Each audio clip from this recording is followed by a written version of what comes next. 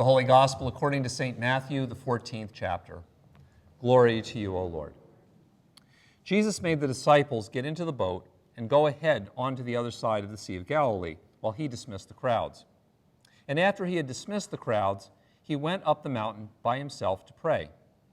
When evening came, he was there alone. But by this time the boat, battered by the waves, was far from the land, for the wind was against them. And early in the morning, Jesus came walking toward them on the sea. But when the disciples saw him walking on the sea, they were terrified, saying, "It is a ghost," and they cried out in fear. But immediately Jesus spoke to them and said, "Take heart, it is I. Do not be afraid." Peter answered him, "Lord, if it is you, command me to come to you on the water." Jesus said, "Come."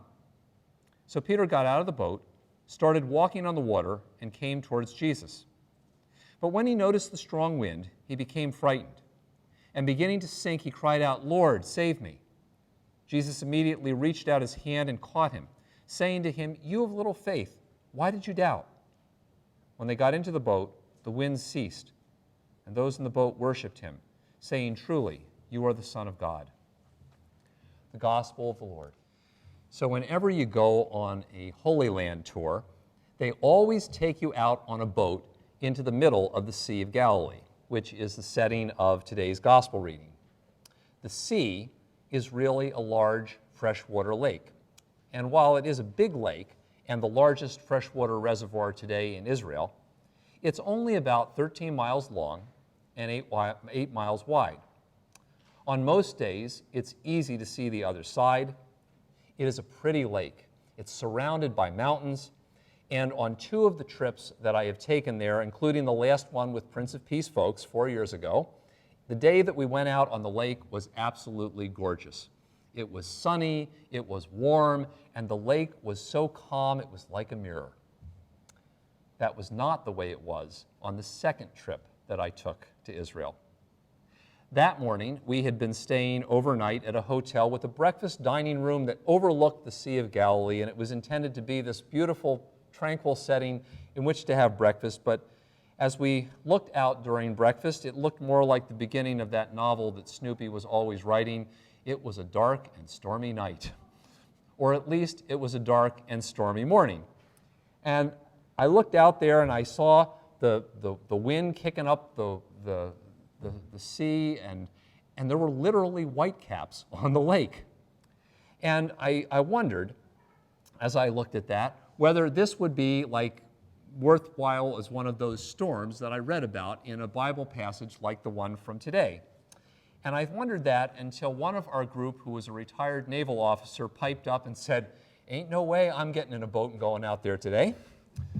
And this was in spite of the fact that we had a much larger boat and life preservers, which the disciples did not have. So the tour company also realized this, and we ended up going out on the trip later in the day after the storm had subsided. But one of the things that you learn when you take that trip is that storms like this happen on the Sea of Galilee all the time, and they happen without warning. Even with bigger boats and with life jackets, they are still a threat.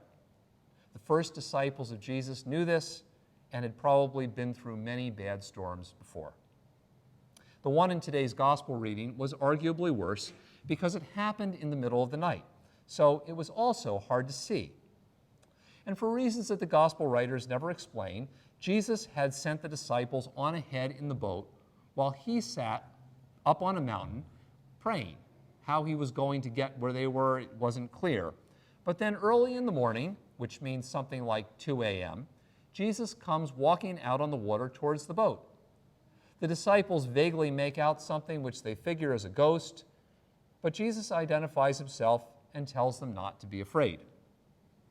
And it's at this point, and only in Matthew's gospel, that Peter, who should know better than to get out of a perfectly good boat in the middle of a storm, decides that, he doesn't want to wait for Jesus to reach them. Instead, he says to Jesus, "Hey, Lord, if it's really you, command me to come to you on the water." It is important to note here that this is Peter's idea, not Jesus' idea. But Jesus accommodates Peter and tells him to come anyway. I don't really know whether Peter actually expected Jesus to let him do this or not, or whether he expected Jesus to say, "What, are you some kind of idiot? Sit down, behave yourself, stay where it's safe in the boat." But once Jesus had said, "Okay, come on down," Peter actually got up and, at least at first, took a step out of the boat and started walking on the water like Jesus. As we're getting ready for confirmation in the fall, we always ask our ninth graders to write faith statements. These are personal statements which are intended to be an opportunity to write about what faith in Jesus means to them. And when I explain the assignment to them each year, I remind them that faith can be an intellectual understanding of who God is and how God works in your life. Faith can also be a feeling of being close to God and confidence and trust that God has your back. But faith can also be an action. It can be a way of living in which you act confidently and take a leap of faith because of your trust in Jesus. And I use this passage from this morning to illustrate a leap of faith, because Peter hears Jesus' call and he literally takes a leap of faith out of the boat. But of course, the story doesn't end with that first leap, those first steps out of the boat. And it's important to notice that Peter's leap of faith involves several things. First, Peter has to be willing to actually do something. Even if it is his idea to get out of the boat, when Jesus says, "Okay, come on down," Peter has to be willing to take those first steps and move his body into an unknown and even hostile environment in order to reach Jesus. He can't simply sit back and say, "Hey, I could walk on water if I want to because Jesus says so." He actually has to move himself and do something. And because the environment into which Peter is stepping is dangerous and is hostile, he has to stay focused on Jesus and on Jesus' call. At first, he does, and it seems to go pretty well. But then it says he noticed the strong wind. And really, how could you not notice the strong wind around you? It's all over the place. Yet as he focuses on the danger and on the distraction, he begins to sink.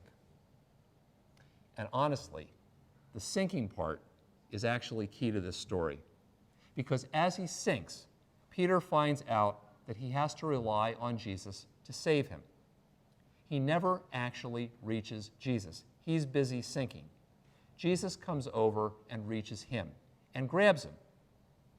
Peter's act of faith, his leap of faith, is begun, continued, and in the end saved by the power of Jesus, not his own strength to walk or even to believe.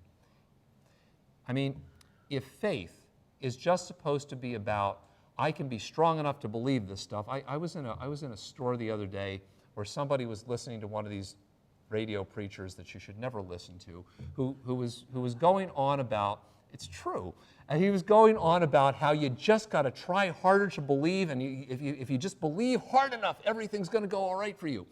And this story could have easily ended with Peter drowning, right? And then Jesus saying, "Aha, see what happens when you don't believe enough? But if you would just believe enough, then everything would be fine for you."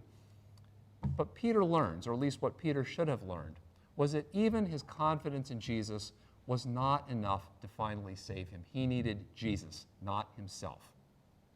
Finally, in the end, the story begins, continues, and ends by trusting in Jesus, not in ourselves. And so Peter's leap of faith, as goofy as on the one level it may seem because he jumps out of the boat, it's actually an important reminder for what faith is supposed to look like for us as well. And it is not that any of us should ever offer to jump out of a perfectly good boat in the middle of a storm, but rather that real faith often requires an actual act. Faith cannot remain simply a thought or a feeling.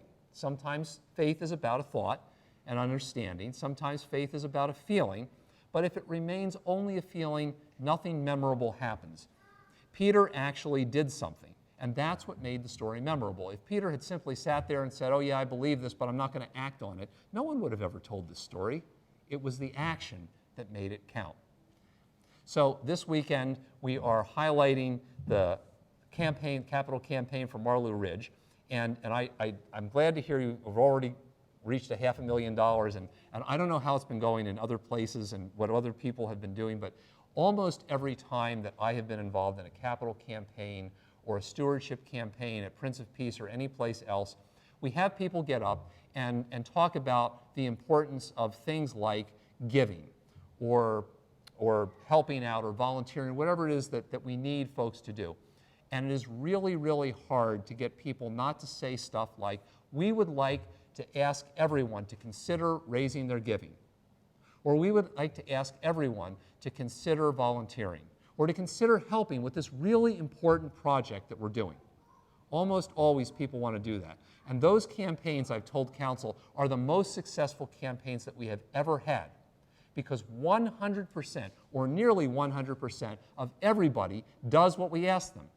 They all consider giving or volunteering, at least briefly, and then they don't do it. But to actually make a difference, you know, you got to not only consider giving or consider volunteering or consider participating, you actually have to do it. That's part of what faith is all about. That's the start of what Peter did, and that's what faith means for us also. And for us too, leaps of faith means staying focused on what Jesus is calling us to do and where Jesus is calling us to be. That was hard for Peter because of the noise of the storm and all of the distractions all around him. But honestly, the noise of the storm is always around us as well. And often, it's deafening. The biggest challenge to continuing to take steps of faith is that the headwinds of all the stuff happening in our world and in our lives distract us so that we notice all the other stuff, all the other problems, all the other pain, all the other things that seem to immediately say, you need to pay attention to me and not this. All of those things happen to us all the time, and it can be the case that also that whatever it was we said, oh yeah, you know, I vaguely think that maybe I should be focusing my life in this way, maybe God's calling me over here. First I got to go deal with this stuff. And that's the kind of stuff that gives us also the sinking feeling. Part of taking a leap of faith is not simply taking that first step, but remaining focused on listening for Jesus and where Jesus is calling us to be. And for us too, leaps of faith mean trusting that Jesus will be with us even when we start to sink. You know, I don't know how it is for you, but if I waited until I was sure that I was strong enough to step out in faith, out of that boat and walk on the water, I would never do it. And because I would be right. I, by myself, am not strong enough to do that. I mean, I like to joke that I can walk on water as long as it's frozen, but I don't have the strength to do all these things God asked me to do by myself. And part of taking a leap of faith means trusting Jesus to be with me every single step of the way and to catch me when I start to sink. Not if I start to sink, but when I start to sink. Because when you start to have those experiences, I think like Peter did, and realize that Jesus was going to catch him when he sank, that was actually empowering to him so that he could take leaps of faith again. Because what he was supposed to learn and what we're supposed to learn from this story is not that we shouldn't take leaps of faith because we'll end up sinking, but rather that when we take leaps of faith, we should trust Jesus to be there with us, to help us and catch us and give us strength even in those sinking moments. Peter's leap of faith really was more than just taking that first step out of the boat. And that's what acts of faith and leaps of faith are supposed to be like for us too. Leaps of faith require the willingness to continue to keep moving forward, even in the midst of all the storms which are always going to be going on in our lives. Leaps of faith call us to stay focused on Jesus' call and on where Jesus is calling us to be, so that we do not get distracted or scared off by all the other stuff that's always going to be going on all around us. And most of all, leaps of faith call us to never try to keep moving by ourselves, but to rely on Jesus' help and Jesus' salvation each and every step of the way.